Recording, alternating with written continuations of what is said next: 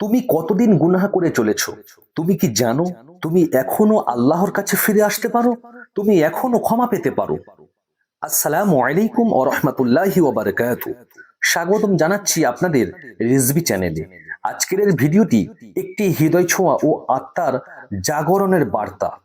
তওবা অর্থাৎ ফিরে আসা।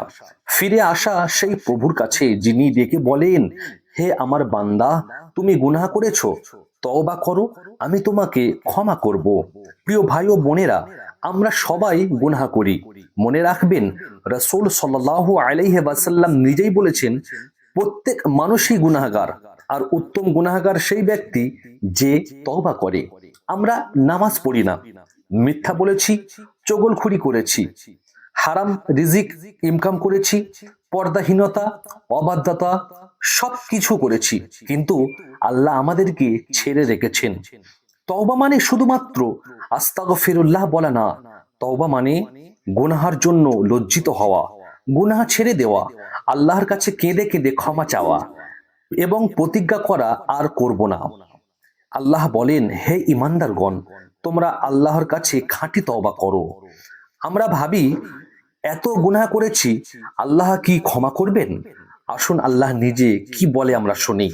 পবিত্র কুরআনুল কারীমের মধ্যে মহান রব্বুল আলামিন বলে, হে আমার সেই বান্দারা যারা নিজেদের উপর সীমা অতিক্রম করেছো, আল্লাহর রহমত থেকে নিরাশ হইও না, নিশ্চয়ই আল্লাহ সব গুনাহ ক্ষমা করেন। তওবার দরজা খোলা আছে যতদিন না মৃত্যু এসে যায়। কিন্তু তুমি কি জানো কখন তোমার মৃত্যু আসবে? না।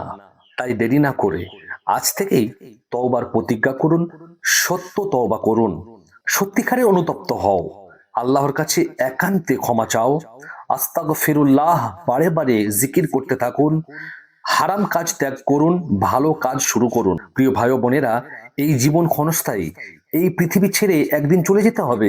তখন দরকার হবে একটা পবিত্র আত্মা নিয়ে আল্লাহর সামনে হাজির হওয়া।